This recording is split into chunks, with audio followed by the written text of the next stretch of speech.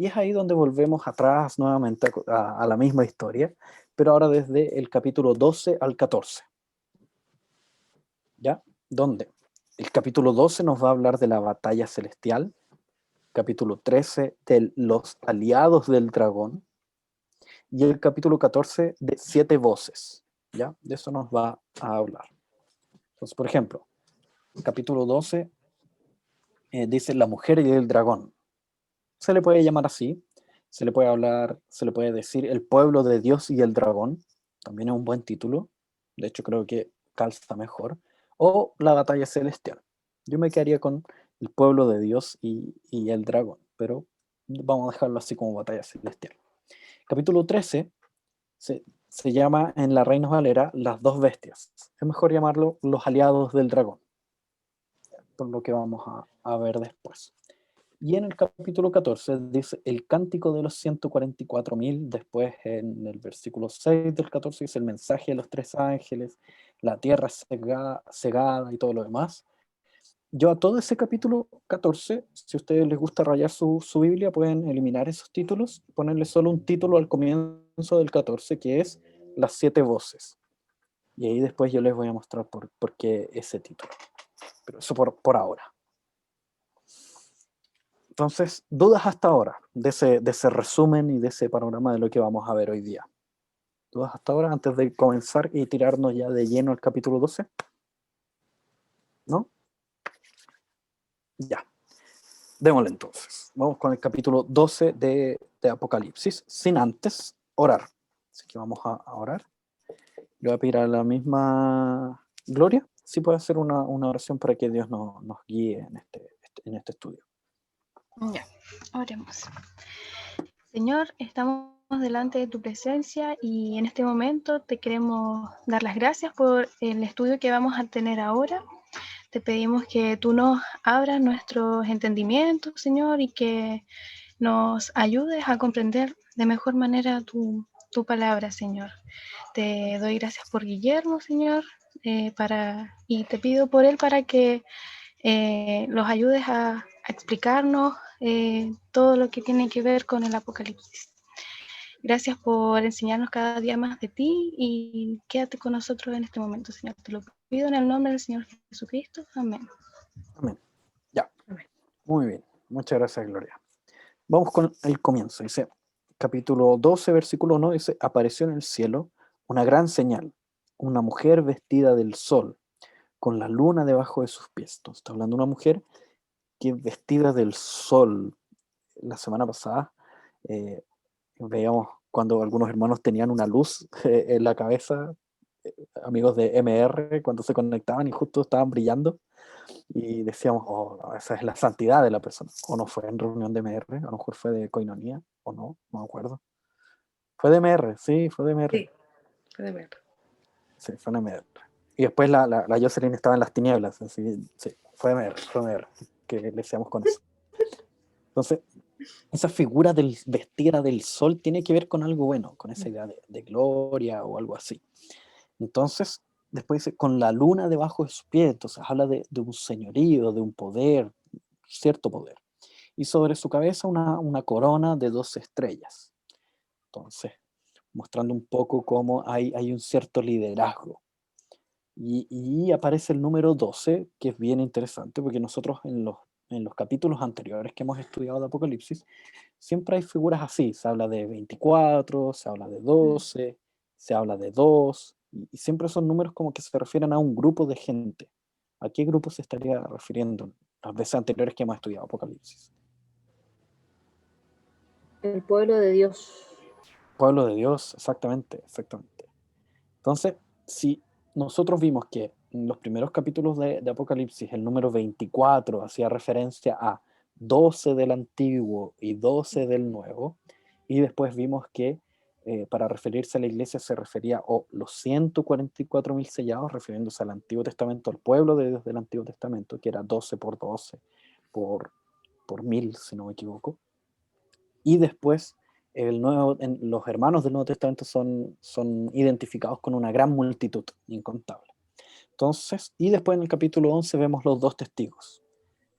Si aquí aparece el número 12, nosotros podríamos decir que quizás esa mujer estaría representando o al pueblo de Dios del Antiguo Testamento o al pueblo de Dios del Nuevo Testamento, incluyéndonos a nosotros. O sea, el pueblo de Dios antes de Cristo y el pueblo de Dios después de Cristo, que es el mismo pueblo, solo que está separado por un momento histórico, nada más. ¿Ok? A uno de esos dos se refiere. ¿A cuál creen ustedes que se estaría refiriendo? El antiguo. Al del Antiguo Testamento. ¿Por Sí. qué? No sé, yo pienso, en realidad, es una suposición, Ujú. donde habla del tema de que está encinta, el tema de alumbrar, de alumbramiento, de dar a luz. Y nosotros vemos que en el Antiguo Testamento se desarrolla este concepto de la espera del hijo, de la simiente. Entonces, Ujú. quizás asociándolo por eso, yo me tendería a inclinar por esa opción. Muy bien, muy bien. Exactamente eso. Ah, ya. Exactamente eso. Así que, muy bien, alumno aplicado. Dice, estando encinta, clamaba con dolores de parto en la angustia del alumbramiento. Se refiriéndose a esa espera que tenía el Antiguo Testamento por la venida del Mesías. Y vemos los aplausos de la Daniela, que son absolutamente, ¿cómo se dice? Eh, como cuando se dice cuando no hay una relación de por medio y por lo tanto son imparciales, Imparcial. imparciales, gracias. Son absolutamente imparciales esos aplausos. Ya, eh, sigamos. Entonces está esa espera del alumbramiento. Y después el versículo 3 dice, también apareció otra señal en el cielo. He aquí un gran dragón escarlata que tenía 7 cabezas y 10 cuernos. La idea de las cabezas es de dirección, de dominio. Recordando que Cristo también utiliza ese símbolo para sí mismo cuando dice que Él es el cabeza de la iglesia, aquel que dirige la iglesia, aquel que domina la iglesia, aquel que la rige. ¿Sí? Las 7 cabezas queriendo referirse a cómo Él tiene un dominio amplio, un dominio, por así decirlo, completo. Y 10 cuernos. La idea de los cuernos, cuando nosotros vemos un animal con muchos cuernos, claramente genera un cierto miedo en nosotros, porque vemos que hay poder por detrás de eso.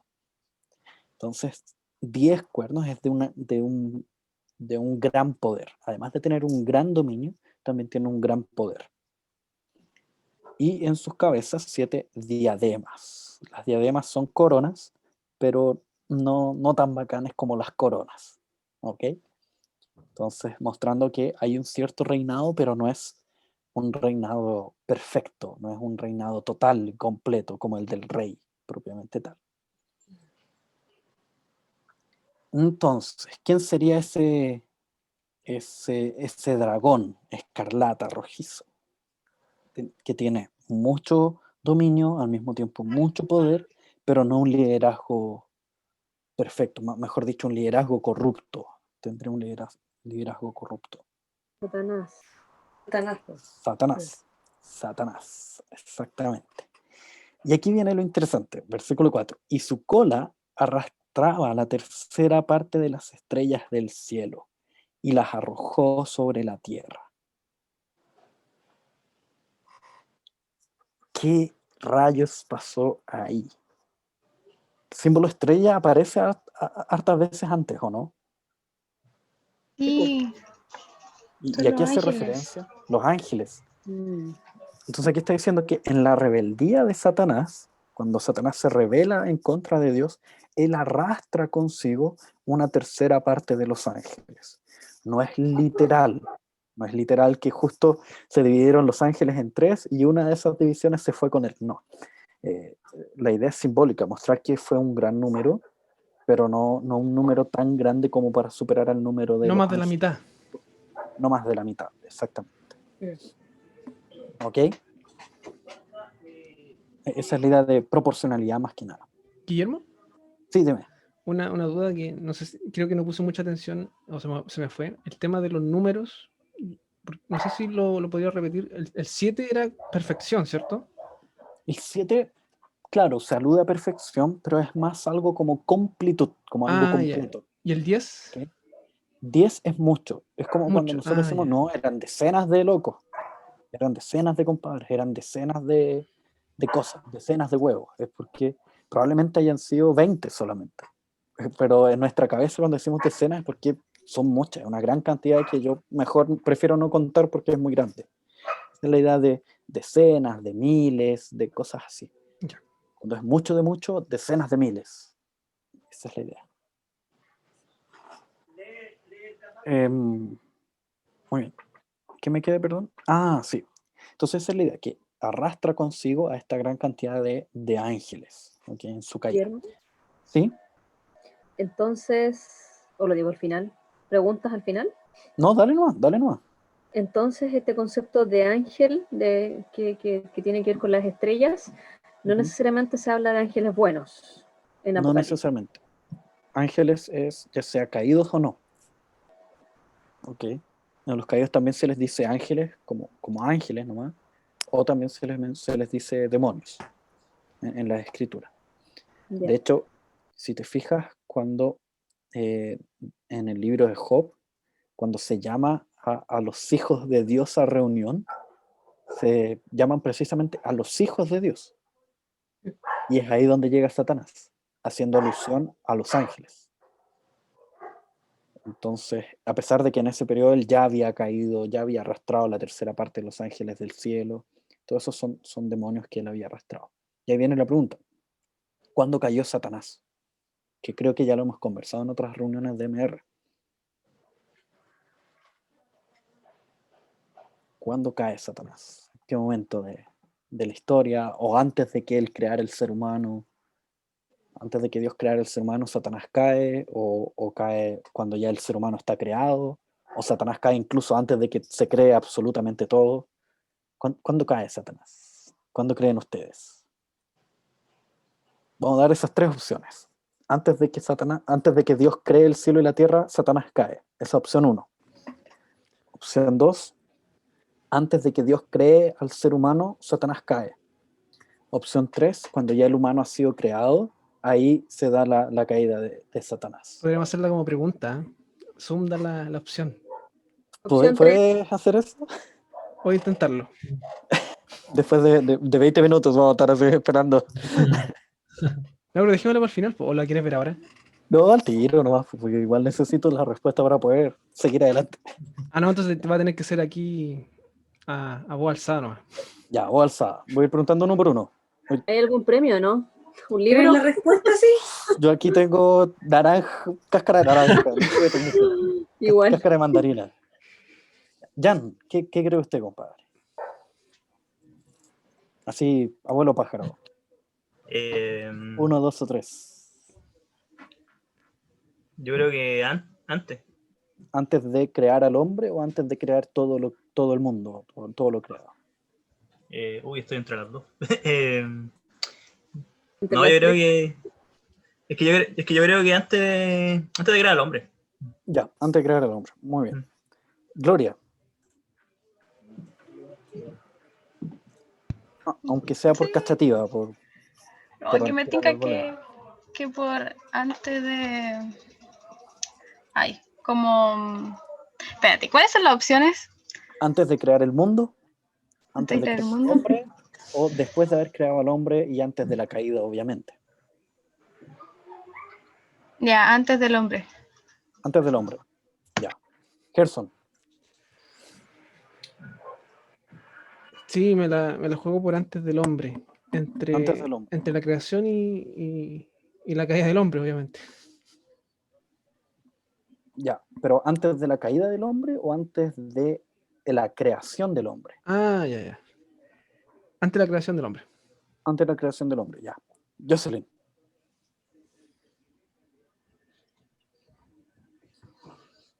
Es que justo iba pasando el camión del gas. Por eso me silencié.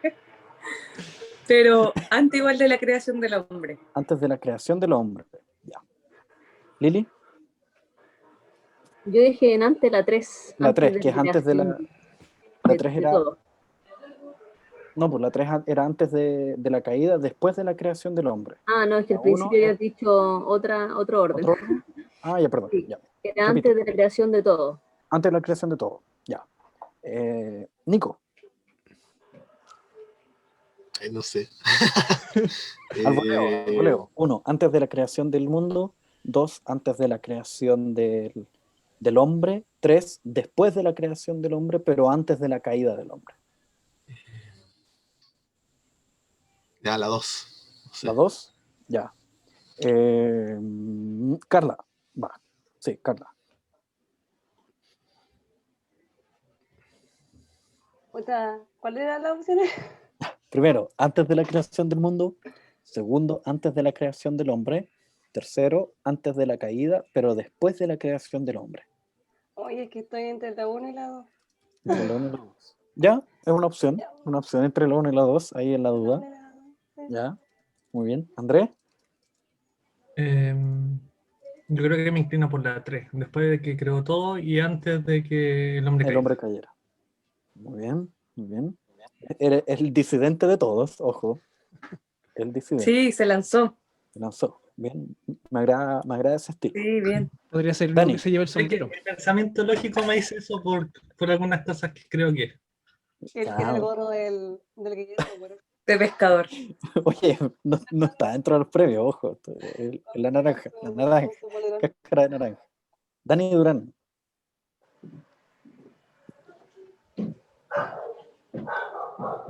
¿Está?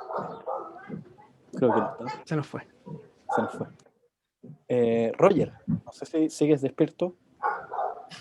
Me van a llamar copión, pero igual estaba pensando después de la creación del hombre y antes de la caída. Ya, muy bien. Ya. Teniendo esas informaciones, vamos a Ezequiel capítulo 28. Ezequiel capítulo 28. Ezequiel está justo... Uy, se me cerró. Después de Jeremías y antes de Exactamente, Daniel. antes de parece. Daniel Joseas. Ezequiel 28. Oh, estoy puro apretando acá los cosas. Ya. Ezequiel 28. Ezequiel 28 lo que hace es precisamente hablar de el rey de Tiro, el príncipe de Tiro. Eso en el capítulo, en los primeros versículos. En los primeros versículos muestra cómo ese príncipe enalteció su corazón. Dijiste, yo soy un Dios, en el trono de Dios estoy sentado, en medio de los mares, siendo tu hombre y no Dios. Y va acusando cosas que hizo este rey en contra del pueblo de Dios. ¿Y quién motivaron esos malos actos en contra del pueblo de Dios? Y es precisamente el elevar su corazón y ponerlo a nivel de Dios. Pero después, él sigue hablando de esto en los 11 primeros versículos, hasta precisamente llegar al versículo 11, donde dice, vino a mí palabra de Jehová diciendo, hijo de hombre, levanta endechas sobre el rey de Tiro. Entonces, antes habla del príncipe de Tiro, aquel que gobierna Tiro, pero después habla del rey de Tiro haciendo referencia no al rey físico, sino que al rey espiritual de Tiro, aquel que está por detrás del rey físico de Tiro, que vendría siendo Satanás. Y fíjense que de hecho se refiere a él, porque vean las palabras que utiliza, dice, y dile, versículo 12, así ha dicho Jehová el Señor, tú eras el sello de la perfección, lleno de sabiduría y acabado en hermosura. En Edén, en el huerto de Dios estuviste, de toda piedra preciosa era tu vestidura, de cornerina, topacio, jaspe, crisólito, berilio y ónice, de zafiro, carbunclo, esmeralda y oro. Los primores de tus tamboriles y flautas estuvieron preparados para ti en el día de tu creación. Tú, querubín grande, protector. Entonces está hablando como de Satanás, como su labor antes de que él cayera, cuando él fue creado. Era precisamente cuidar todo aquello que estaba en el Edén. Perfecto eras, querubín, protector. Yo te puse en el santo monte de Dios, allí estuviste, en medio de las piedras de fuego te paseabas. Aquí refiriéndose a un monte que había en Edén, y recordando un poco cuando nosotros estudiábamos las trompetas, lugar alto, monte, tiene la apariencia de un vigía, aquel que debe proteger, por algún querubín protector. Perfecto eras en todos tus caminos desde el día que fuiste creado hasta que se halló en ti maldad. A causa de la multitud de tus contrataciones fuiste lleno de iniquidad y pecaste, por lo que yo te eché del monte de Dios y te arrojé de entre las piedras de fuego, oh querubín protector. Se enalteció tu corazón a causa de tu hermosura, corrompiste tu sabiduría a causa de tu esplendor, y yo te arrojaré por tierra delante de los reyes, te pondré para que miren en ti.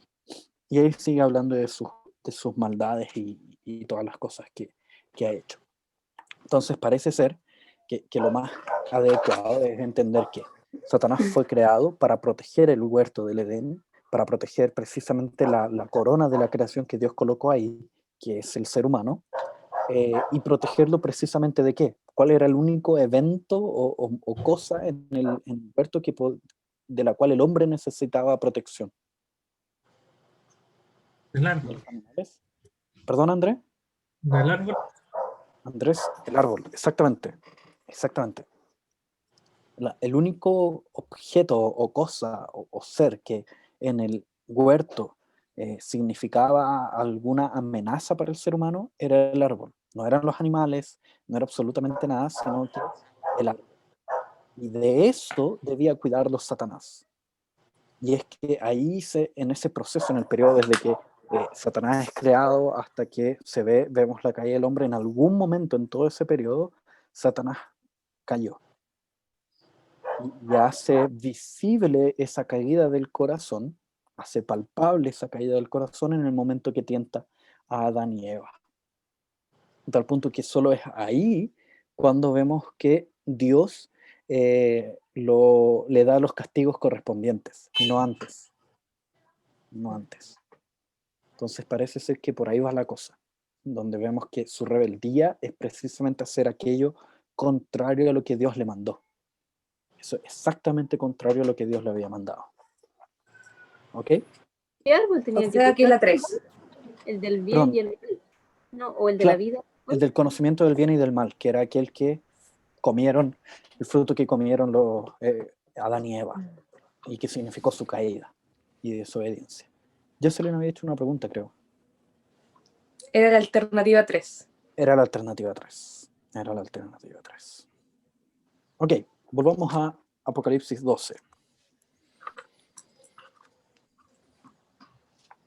Entonces, y es ahí donde en el versículo 4, después de su cola arrastraba la tercera parte de las estrellas del cielo, las arroja sobre la tierra, es decir, en ese momento que nosotros vemos la caída de Satanás en algún momento ahí en el Edén, hasta precisamente cuando Adán y Eva comen del árbol, es donde arroja todo su séquito de demonios a la tierra, precisamente para evitar que naciera aquel que pisaría su cabeza. Y de hecho el Guillermo, texto dice, ¿sí? cuando Ya. Adán peca, él Ujú. como cabeza de la humanidad traspasa ese pecado hacia la descendencia o hacia los que Sí. están a cargo de él, entre comillas. Entonces, podríamos decir que Satanás, cuando él peca también, también se lo traspasa a los otros ángeles, ese tercio, y lo arrastra con él como federal, en ese concepto federal. No sé si aplique totalmente. No sé si aplique totalmente. Porque el tema es que nosotros no vemos cómo se dio esa rebeldía en los cielos. Solo vemos cómo se dio en la tierra, en la figura de Satanás. Pero nosotros vemos que a partir de aquí, él es arrojado a la tierra. Y él arroja consigo a un tercio de los ángeles del cielo. Esa es la información que tenemos. Ahora, si ese tercio de los ángeles del cielo pecó por su propia rebeldía, por así decirlo, o porque simplemente de un momento a otro pasaron a ser rebeldes porque Satanás pecó, eso no lo sabemos. A lo mejor Satanás era carismático. A lo mejor Satanás era carismático y los convenció, claro, y los convenció de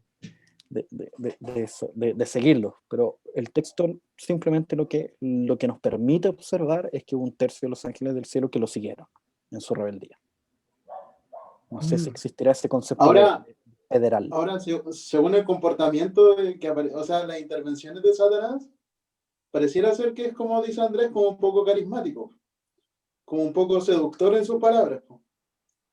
Claro, Incluso, eso se ve incluso en cómo él opera en el árbol. Claro, y cuando se enfrenta a Dios también, po, como con un argumento de que Job le adoraba de balde. Claro, claro. Y de hecho el mismo texto cuando habla del príncipe de Tiro, y no del rey de Tiro, cuando habla del príncipe humano, menciona ciertas características que también son aplicadas a Satanás en su rebeldía, y bueno, a cualquier ser humano en su rebeldía. Menciona que se enalteció su corazón, dijo, yo soy un Dios, en el trono de Dios estoy sentado, en medio de los mares, siendo que él era hombre y no Dios. Entonces con Satanás aplicaría la misma idea de su enaltecimiento, de decir que él es Dios y no Dios. Con que para allá va la cosa.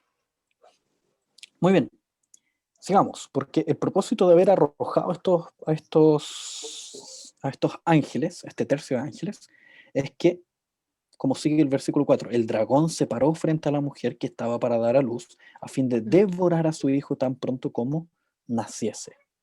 Es la idea de que nosotros vemos incluso en el Antiguo Testamento, de cómo constantemente cuando una virgen iba a dar a luz había problemas, o cuando la simiente de la mujer se veía con conflictos, se veía con problemas.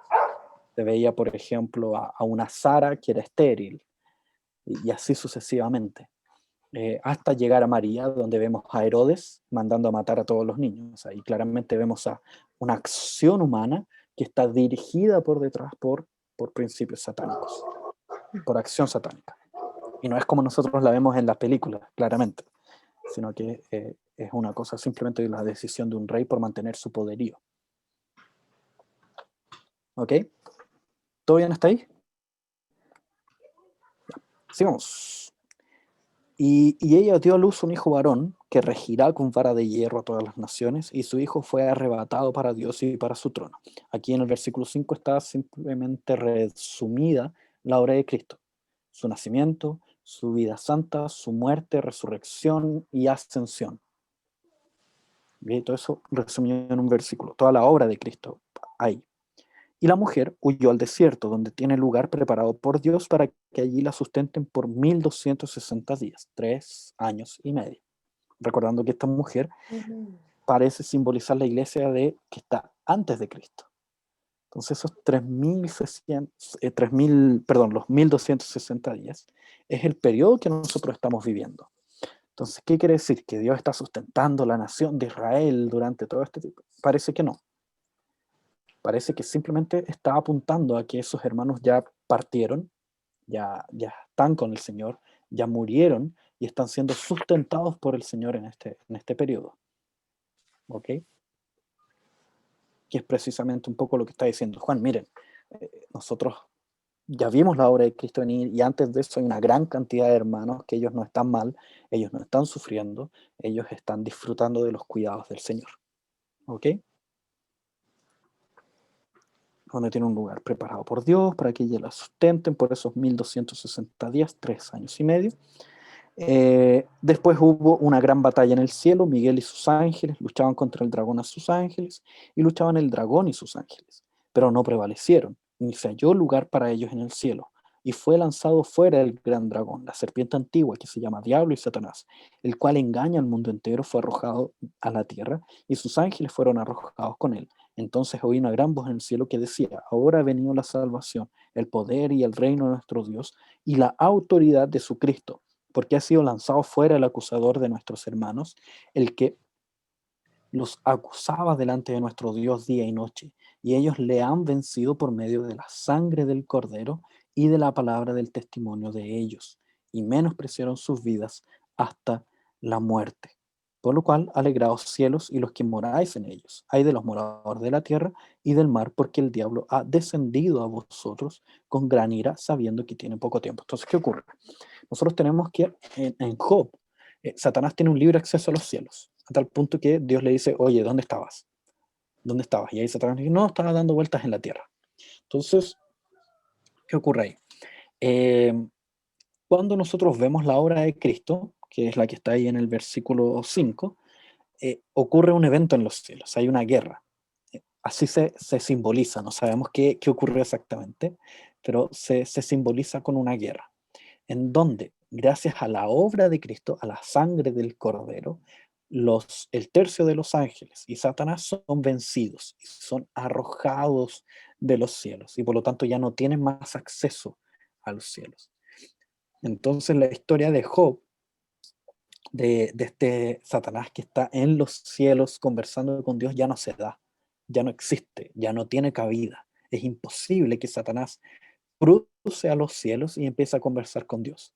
¿Por qué? Porque gracias a la obra de Cristo, ahora ya no hay un acusador en los cielos, sino que hay un abogado que no permite el paso de este acusador.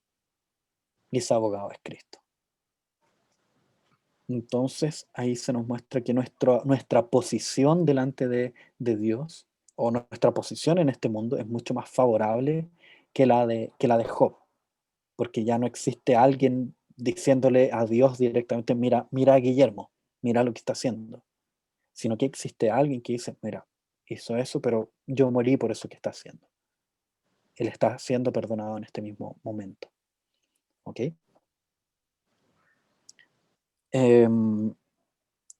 Pero ahí ocurre algo interesante que dice, ay de los moradores de la tierra, porque en este momento en el que Satanás es expulsado, él se llena de ira. Se llena de ira. ¿Por qué?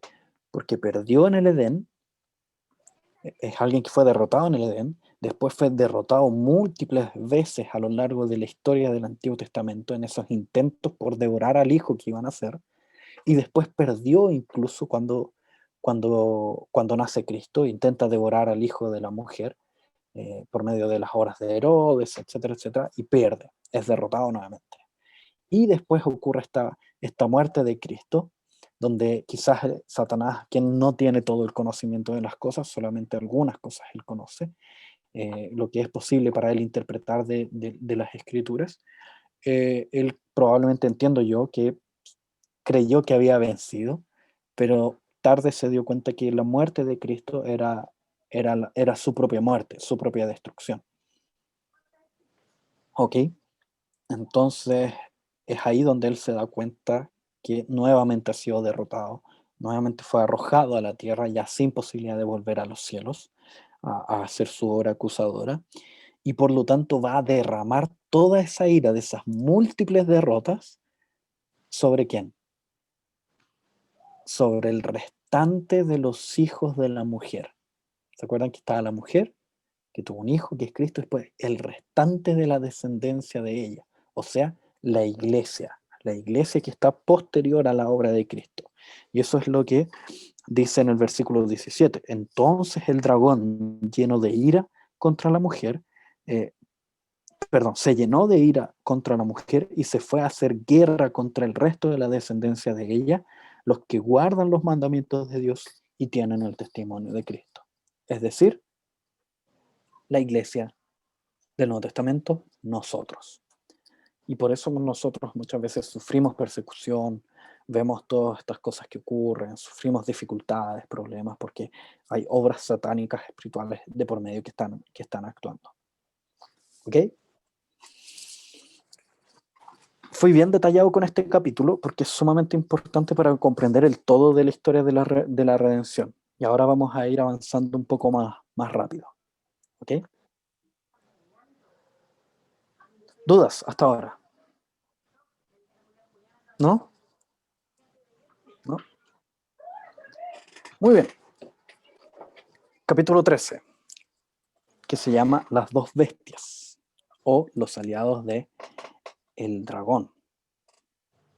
Me paré sobre la arena del mar, versículo 1, y vi subir del mar una bestia que tenía 7 cabezas, 10 cuernos, o sea, un liderazgo completo y al mismo tiempo un poderío bastante grande, poderío muy grande, que tenía 7 cabezas, 10 cuernos y en sus cuernos 10 diademas, o sea, un liderazgo muy grande también, pero un liderazgo corrupto, por algo se utiliza la figura diademas, y sobre sus cabezas un nombre blasfemo, mostrando un poco más de la corrupción de ese liderazgo.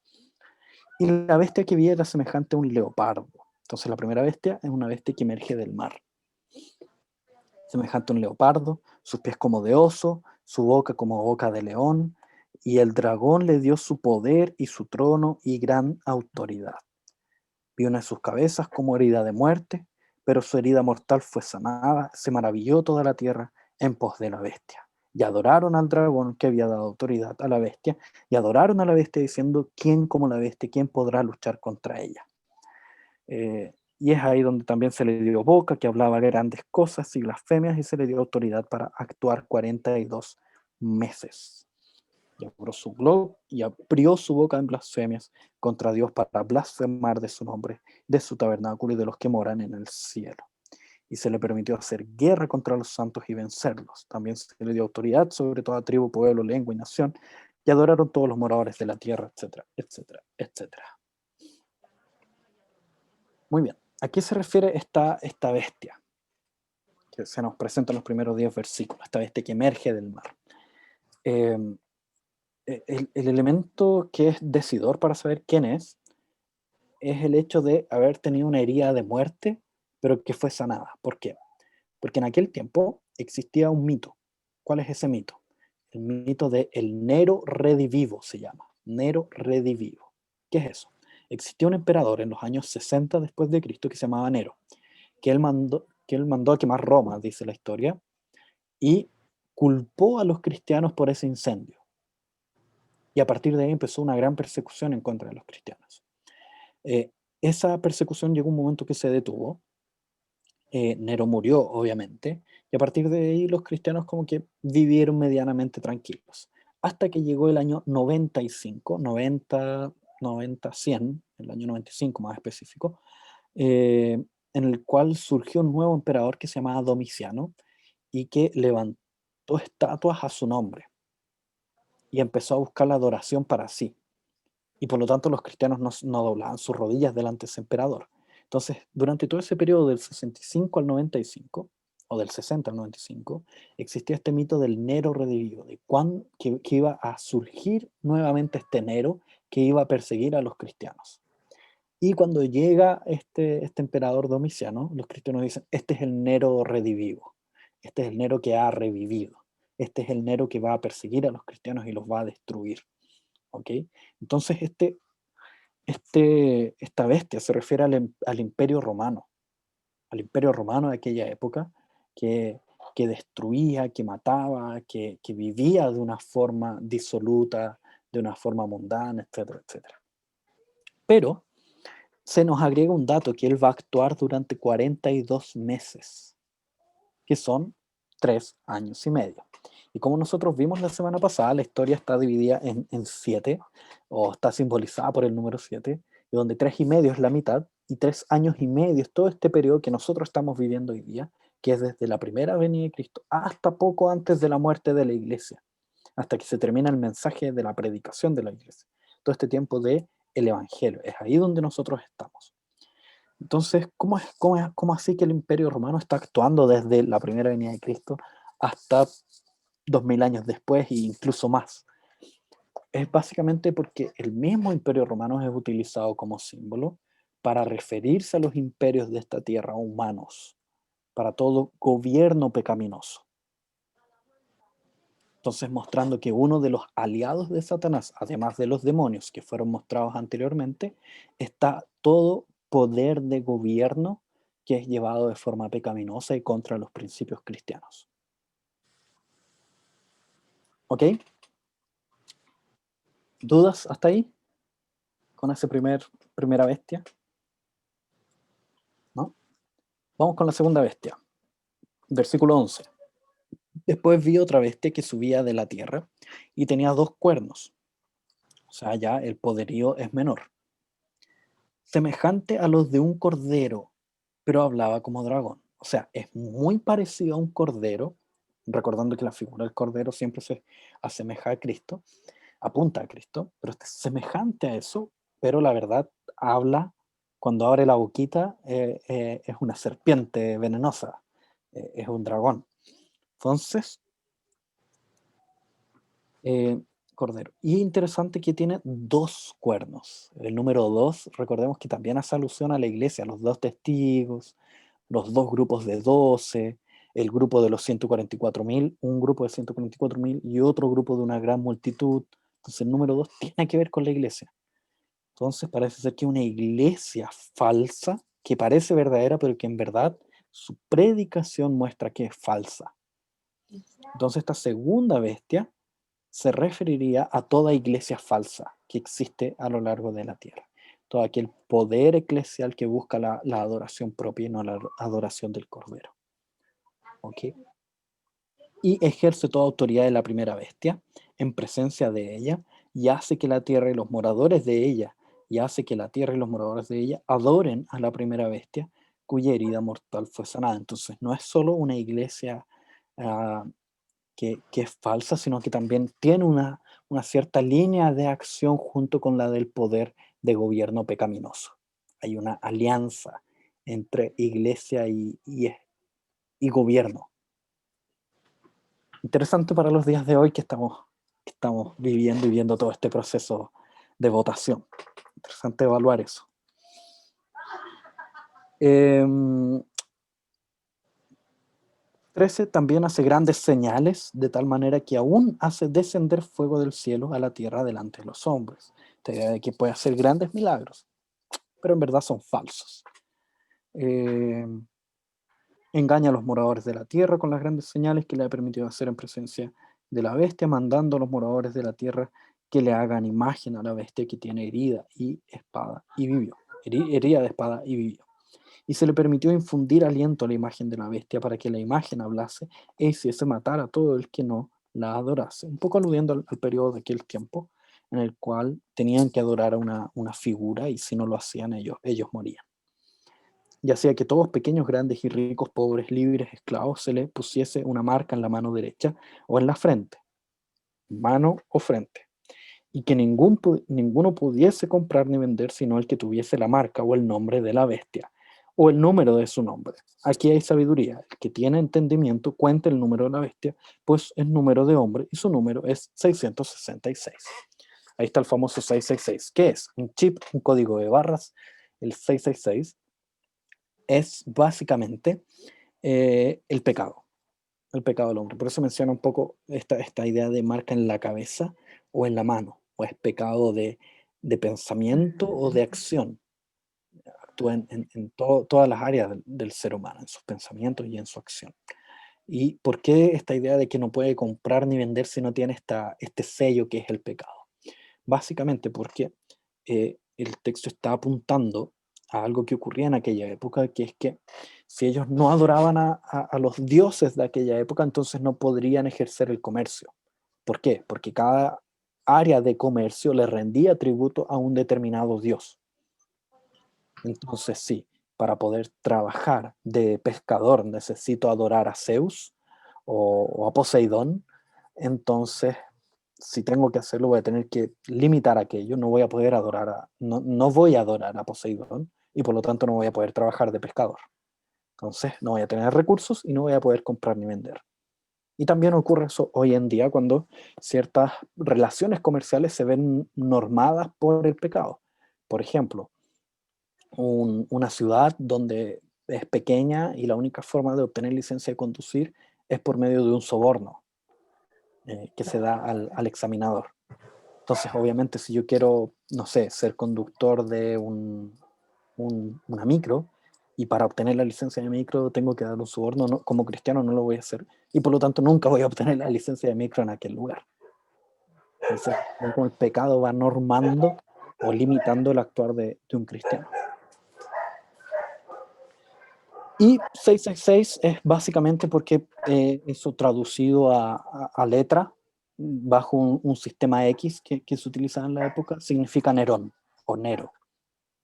Y de hecho no hay tanta importancia en el número exacto, porque hay textos antiguos que dirían que no es 666, sino que es 616, porque 666 diría Nerón, cuando el nombre en aquella época era Nero, propiamente tal. Y hay manuscritos súper antiguos que en vez de 666 dicen 616.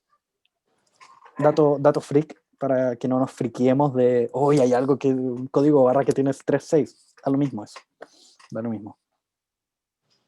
El tema es la idea del pecado en nuestros pensamientos y acciones. Cuando yo soy dirigido por el pecado y norteado por el pecado y actúo en pecado. Dudas antes de pasar a las 7 voces, que eso es bien rapidito, en verdad. ¿No? Recordaba Ujú. que en el Pentateuco, no recuerdo bien la cita, no sé si tú la recordáis.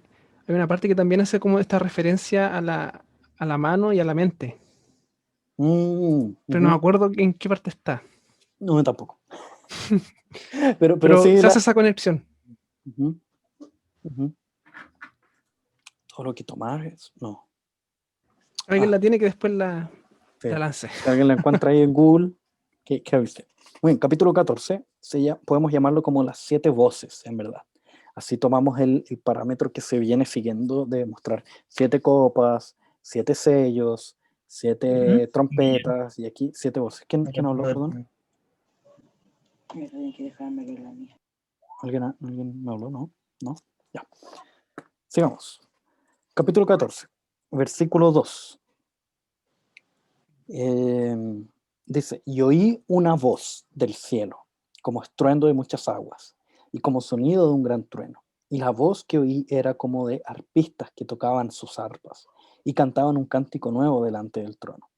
Los ancianos, el trono y de los ancianos. Nadie podía aprender el cántico, sino aquellos 144,000 que fueron redimidos de entre los de la tierra. Recordando que eso hace alusión a la iglesia antes de Cristo. Estos son los que no se contaminaron con mujeres, pues son vírgenes. Estos son los que siguen al Cordero por donde quiera que va. Estos fueron redimidos de entre los hombres, como primicias para Dios y para el Cordero. Y ahí ustedes van a decir, pero ¿cómo van a ser los hijos de Dios del Antiguo Testamento si ellos claramente no eran vírgenes? Entonces, ¿qué ocurrió acá? Básicamente está mostrando cómo estos hombres que claramente cometieron pecados, si recordamos a David, David es uno de ellos y nosotros vamos a decir, David no fue virgen, David no fue completamente santo, yo conozco a David, yo leí sus salmos, yo cacho, o sea, David, pero está hablando un poco de la imputación de la justicia de Dios en el hombre, de la justicia de Cristo en este hombre del Antiguo Testamento. Que si bien este hombre del Antiguo Testamento vivía en función de una obra de un Cristo que vendría en el futuro, en él también fue aplicada la obra de la cruz a pesar de él ya haber vivido y haber muerto. Entonces, ¿quién es aquel que es santo, es, es virgen, no contamina sus ropas? ¿Quién es el que de verdad hizo eso? Es Cristo. Pero como a estos hombres del Antiguo Testamento también le es aplicada la obra de Cristo, entonces ellos también son vistos de la misma forma que Cristo es visto por Dios. Y lo mismo ocurre con nosotros también. ¿Ok? Entonces está hablando un poco de ellos como mostrándole a estos hermanos, miren, estos hermanos del pasado se les aplicó la obra de Cristo, a pesar de ellos haber vivido antes de Cristo. Entonces, imaginen cómo se es aplicada esa obra en ustedes también. Hacia allá apunta un poquito. Y de hecho el versículo 5 dice, y en sus bocas no se halla mentira, pues son sin mancha delante del trono de Dios. Perdón, David se mandaba unas mentiras enormes, súper grandes. Y así como también varios otros hermanos del Antiguo Testamento. Abraham diciendo, no, esta es mi hermana, no, ¿cómo va a ser mi esposa? No, para nada, ¿cómo se te puede ocurrir? No, pues, mentira. Entonces, ahí mostrando cómo a ellos son vistos como alguien que no dice mentiras. ¿Por qué? Porque Cristo es aquel que no dijo mentiras. La segunda voz, versículo 6. Vi volar por medio del cielo a otro ángel que tenía el evangelio eterno para predicarlo a los moradores de la tierra, a toda nación, tribu, lengua y pueblo, diciendo a gran voz, temed a Dios, dadle gloria, porque la hora de su juicio ha llegado, y adorad a aquel que hizo el cielo y la tierra, el mar y las fuentes de las aguas. Entonces está mostrando cómo luego de este evento de los hermanos del Antiguo Testamento y después del evento de Cristo, ahí empieza la predicación del Evangelio. Entonces, como Cristo diciendo, toda autoridad me es dada en el cielo y en la tierra, por tanto, id y haced discípulos. Y ahí vemos el Evangelio siendo predicado. Versículo 8. Otro ángel le siguió diciendo, ha caído Babilonia, la gran ciudad, porque ha hecho beber a todas las naciones del vino del furor de su fornicación. Entonces está mostrando nombró Babilonia, dijo que cayó, pero todavía no nos explica quién rayos es Babilonia, y lo va a hacer más adelante, pero aquí solo nos menciona que cayó. No voy a explicar qué es Babilonia, porque aquí no lo he explicado. Así que más adelante lo vamos a ver en otra clase. Versículo 9. El tercer ángel lo siguió diciendo a gran voz, nuevamente gran voz. Esta es la cuarta voz. Si alguno adora a la bestia y a su imagen y recibe la marca en su frente y en su mano, o sea, esta idea del pecado, y vive en pecado y piensa en pecado, él también beberá el vino de la ira de Dios. Entonces está hablando de la condenación, que ha sido vaciado puro en el cáliz de su ira, y será atormentado con fuego y azufre delante de los santos ángeles y del Cordero. Y el humo de su tormento sube por los siglos de los siglos, y no tiene reposo de día ni de noche los que adoran a la bestia y a su imagen, ni nadie que reciba la marca de su nombre. Aquí está la paciencia de los santos, los que guardan los mandamientos de Dios y la fe de Jesús. O sea, el vivir en este contexto de destrucción es parte de la paciencia de los santos, y aguardar el momento en el que ellos van a ser castigados, porque en este periodo en el que ellos están, en el que los santos están, ellos van a recibir el castigo de parte de los malos. Pero los santos aguardan la segunda venida, porque es ahí, solo ahí, donde se verá la, comillas, retribución. Es ahí donde se verá el castigo. Es como cuando el Salmo de Asaf dice, ¿por qué prospera el impío? ¿Por qué? ¿Hasta cuándo? ¿Hasta cuándo? Hasta la segunda venida de Cristo. Y esa es nuestra paciencia.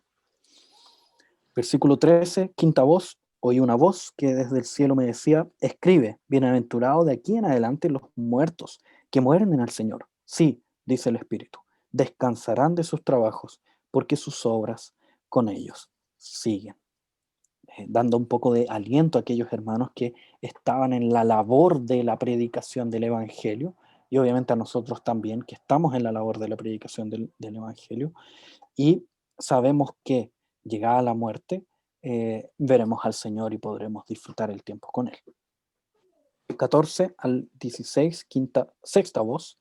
Miré, he aquí una nube blanca, y sobre la nube uno sentado semejante al Hijo del Hombre, que tenía en la cabeza una corona de oro, y en la mano una hoz aguda. Y del templo salió otro ángel clamando a gran voz, al que estaba sentado sobre la nube. Mete tu hoz, ciega, porque la hora de cegar ha llegado, pues la mies de la tierra está madura. Y el que estaba sentado sobre la nube metió su hoz en la tierra, y la tierra fue cegada. Cristo en un momento con sus discípulos, los discípulos dicen, bueno, ¿cuándo será el día? ¿Cuándo vamos a separar este trigo de la cizaña? Y Cristo dice, no, déjalas crecer juntas, porque ya llegará el día de la siega. Y es ahí donde van a ser separadas. Uno va a ser de creación de alimento y el otro va a ser para que se queme. ¿Ok? Entonces hablando de la salvación y la condenación en la segunda venida de Cristo, hablando del juicio. 17. Séptima voz. Salió otro ángel del templo que está en el cielo, teniendo también una hoz aguda, y salió del altar otro ángel que tenía poder sobre el fuego y llamó a gran voz al que tenía la hoz aguda, diciendo, mete tu hoz aguda y vendime a los racimos de la tierra, porque sus uvas están maduras. Y el ángel arrojó su hoz en la tierra y vendimió la viña de la tierra y echó las uvas en el gran lagar de la ira de Dios. Aquí está hablando de los que no son hijos de Dios. Y fue pisado el lagar fuera de la ciudad, o sea, en el lugar de condenación. Y del lagar salió sangre hasta los frenos, hasta las bocas de los caballos, por 1.600 estadios, que es una cantidad absurdamente grande. Y no son estadios de fútbol, sino que es una unidad de medida. Y por esa cantidad de distancia hubo un lagar de sangre que llega hasta la boca de los caballos, mostrando un poco cómo la condenación de hombres va a ser muy cruda y al mismo tiempo sobre mucho pueblo, sobre mucha cantidad de gente. Y ahí está hablando del juicio. Y ahí termina. Fíjense cómo nos da más detalles de este juicio, cómo va a ser para los que no son creyentes. Y más adelante, en otra sección, nos va a hablar de cómo es este juicio para los que sí son creyentes. para los que sí son hijos de Dios. Cerro la Biblia, oramos y le damos el pase a Gerson para que pregunte si es que hay preguntas, si es que hay dudas. Muy bien. Oremos. Amado Dios, gracias te damos, Señor, por el estudio que tú nos has permitido tener, Señor. Gracias te damos por tu palabra. Gracias te damos por este libro que es Apocalipsis, Señor. Y porque tú nos ayudes a comprenderlo, Señor, y lo reveles a nuestro corazón. Por favor, ayúdanos a instruir a nuestro corazón para vivir en conformidad a ti, y que sea un corazón que busca tu reino y que no busca reinos terrenales, Señor. En nombre de Cristo Jesús oramos. Amén. Amén. Uf, Entendí que vamos a tener un momento de preguntas, algo así. sí, Ya, oye, es que quieren. los que les comenté de antes, el tema de lo que decía en el Pentateuco, lo encontré. Y era en Deuteronomio 6, 8, cuando Dios le da el mandamiento al pueblo y le dice, y las atarás como una señal en tu mano y estarán como frontales entre tus ojos. Entonces está el concepto de la mano y el La ojo. palabra de Dios. Claro, y muchos lo relacionan con esta señal también en el Apocalipsis, con el pensar y el hacer. Ahí está. Bueno, preguntas. Si alguien tiene alguna duda, algún comentario, algo para aclarar, es el momento. Parece que no. Oye, a mí me quedó como dando vuelta el tema de Satanás. A ver si es que lo puedes como ordenar un poco. Ya. Porque, mira, yo tengo aquí, anoté cierto, que Satanás cae luego de crear a Adán y Eva, Dios, ¿cierto? Pero antes de la caída del hombre. Entonces, en todo el tiempo en donde fue el Antiguo Testamento, hasta la muerte de Jesús, Satanás tenía acceso libre al cielo y a la tierra. Y él acusaba a los hijos de Dios como él quería, ¿cierto? Exactamente. Entonces, cuando Cristo muere y resucita, ahí Satanás es finalmente ya desterrado. O sea, destituido del cielo. Descielado. Y ya nunca más acceso al cielo. Pero interesantemente, él es el acusador, eso es parte de su esencia. Entonces, él sigue acusando, pero ya no lo hace delante de Dios, sino que lo hace delante de nosotros, por así decirlo. Por medio de sus doctrinas, por medio de sus enseñanzas, por medio de los demonios, etcétera, etcétera. Por medio de quien sea, por medio de las bestias, por medio de las doctrinas que andan volando en el mundo, por medio de todo eso, crea ciertos pensamientos en nosotros, porque él obviamente no habla directamente en nuestro corazón, crea pensamientos en nosotros que son acusativos, porque cumplen la función de Satanás. Entonces, un ejemplo súper práctico de eso. Ocurre con nosotros que cuando caemos, cuando pecamos, nos decimos a nosotros mismos, uy, pucha, yo debería orar ahora para pedir perdón. Cuando nos damos cuenta. A veces ocurre que pecamos y nos damos cuenta inmediatamente. Y cuando ocurre ese fenómeno de darnos cuenta inmediatamente, decimos, pucha, debería orar, no debería haber hecho esto. Voy a orar delante de Dios. Pero inmediatamente viene otro pensamiento que es, no, pero ¿cómo voy a hacer tan cara de palo? ¿Cómo voy a orar delante de Dios si la acabo de vender?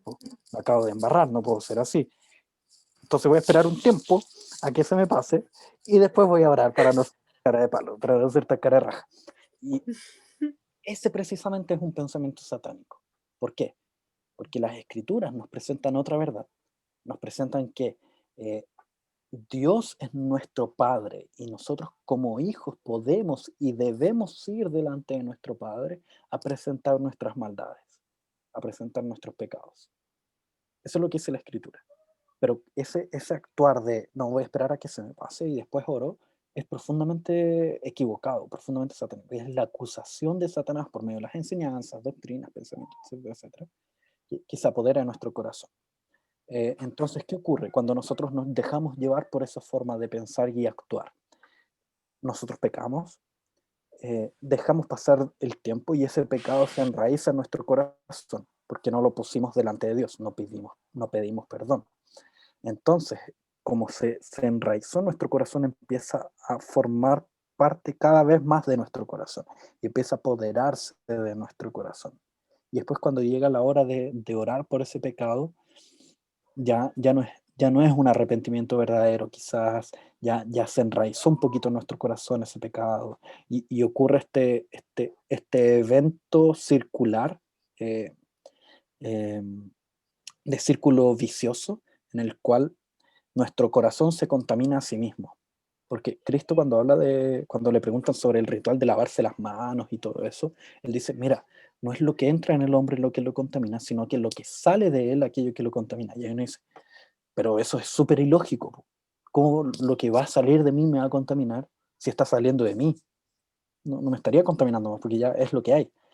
Pero no, porque Cristo está pensando o nos está mostrando la realidad del corazón, que es que cuando hay iras en mi corazón, esas se ven demostradas, y en la medida que yo aplico o ejerzo esas iras demostradas, entonces mi corazón se contamina aún más de esa ira, y crece esa ira, y crece esa rabia, y crece todo el pecado que podamos tener. Entonces existe un círculo vicioso en nuestro corazón, o un círculo virtuoso en la medida que nuestras palabras sean palabras santas, que el meditar de nuestro corazón, las palabras de nuestros labios sean agradables a Dios. ¿Cachai? Entonces así actúa Satanás, una de las formas que tiene Satanás de actuar, acusando ahora que ya no tiene acceso a los cielos. Oye, ¿y del actuar de los demonios, o sea, de estos ángeles caídos en el Antiguo Testamento, cómo se ve reflejado? Hay varias formas de actuar, ¿ya? Yo las tengo anotadas por ahí, ahora no tengo acceso a ellas, lamentablemente, pero no es tanto como nosotros lo vemos en el cine. Existen cosas así, porque las vemos en la propia escritura. Cuando está el endemoniado Gadareno, ahí es bien cinematográfico, la verdad. Pero esa misma persona, si nosotros la vemos hoy en día, diremos, es un loco. O también, por ejemplo, ciertas enfermedades, como por ejemplo, existía un mudo que era endemoniado, tenía demonio era por causa de un demonio. Esto no quiere decir que todos los mudos que existen hoy es por causa de demonios, no, para nada. Pero no sería extraño que llegase a ocurrir que en el caso de una X persona sea por eso, ¿ok? Esa es otra forma de actuar, pero son las menos, ojo, son las menos. La que nosotros vemos más recurrentemente es por medio de doctrinas y enseñanzas que son idólatras, que alejan la adoración de Dios. Entonces, en el Antiguo Testamento, cada vez que se habla de prácticas idólatras o prácticas que son diferentes a las de las escrituras, o de enseñanzas que son propias de los ídolos, o enseñanzas que son propias de otras culturas, etcétera, etcétera, todo eso se le llama doctrinas de demonios. ¿Sí? Son, por ejemplo, demonios utilizando a ciertas corrientes, ciertas personas, etcétera, etcétera, para crear doctrinas que distancian a los hijos de Dios. Y otra forma, que es medio que difícil de ver, pero existe, es por medio de la utilización de los líderes de la tierra. Ahí no hay una posesión demoníaca como nosotros la vemos en ciertos grupos eclesiásticos, no hay una posesión demoníaca como la vemos en la tele, pero sí, obviamente, por medio de enseñanzas, doctrinas y todo lo demás, estos líderes de la tierra son dirigidos a un propósito que no es darle la gloria a Dios, y llevan a todo el pueblo que ellos dirigen en esa dirección. ¿Ok? Eso también existe, que es el caso de Herodes. Nosotros vimos hoy día mismo en el capítulo 12 cómo el hecho de devorar al Hijo de Dios era un intento satánico, ¿cierto? Era una obra satánica, propiamente tal, espiritualmente. Pero visiblemente fue Herodes que vio amenazado su trono con el nacimiento del Mesías, por lo tanto manda a que fueran asesinados todos los niños de aquel tiempo. Entonces, visiblemente nosotros tenemos a Herodes, pero invisiblemente, dirigiendo a ese Herodes, tenemos a Satanás. Lo mismo con el rey de Tiro. ¿Lo mismo con el faraón igual o no? Lo mismo con el faraón, exactamente. Lo mismo con el faraón. Ya, gracias. Me quedó súper clarito ahora. De nada, vale, de nada, para eso estamos.